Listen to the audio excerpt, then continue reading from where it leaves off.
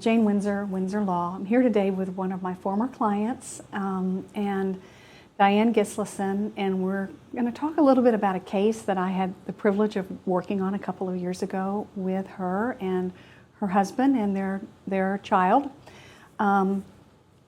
We had a really difficult time with this particular county, I don't want to mention them by name, in delivering on an IEP that you had worked years getting in place, even prior to my involvement. Can you tell us a little bit about, some of the things that they were not able to do for your child? Sure. So some of the things that she had on her IEP were small class size,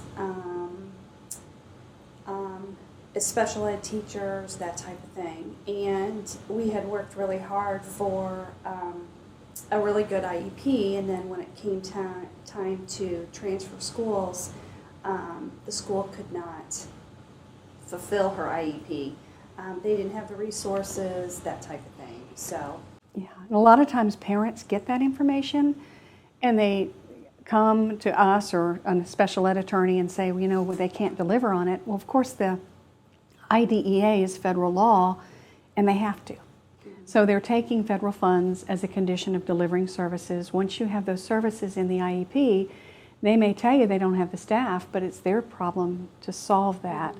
So in this case, I think when you retained us, we came in and we worked very hard. I think we had 3 or 4 meetings with all of the parties that were necessary to be in an IEP meeting, including the attorney for the district. And we tried very hard to deliver those services. And over the next couple of months, got to the point where they finally did what? It was kind of interesting. They said they couldn't do it. Mm-hmm. When that happens, then you have a right to remedies outside the school district. And that can include private school reimbursement. And in this particular case, it was an unusual case because there wasn't a private school in Florida that had the ability to do what we needed. So tell us a little bit about what happened after that. So during some of our meetings, we had found a school outside of the state of Florida that could fulfill her IEP, everything that was on that, plus a little, extras with therapies and stuff that she needed. So, we all worked really hard as a team to get her to be placed in that school that happened to be out of state. Yeah, and up until then, Florida is part of the 11th Circuit, which includes Alabama and Georgia.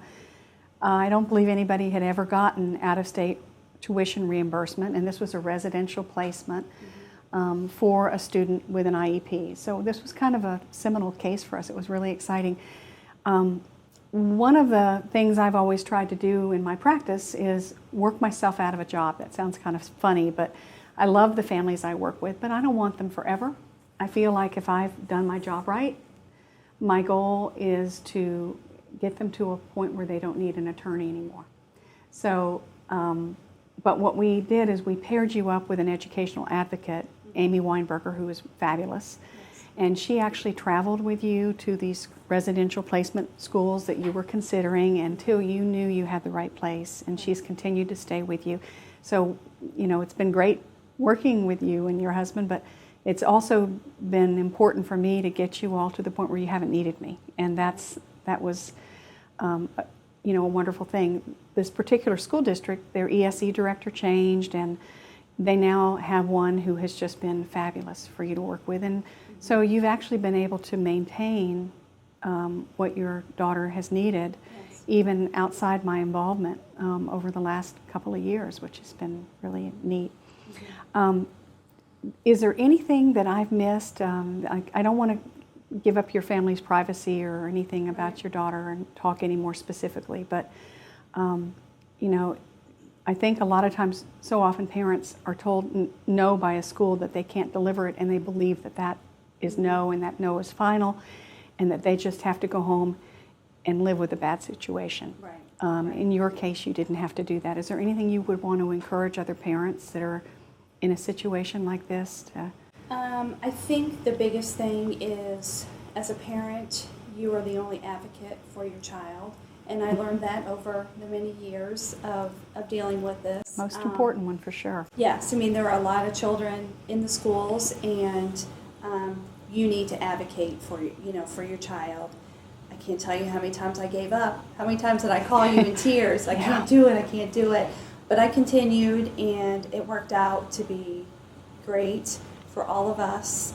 And our daughter is definitely getting the help and the care and the education that she needs and deserves.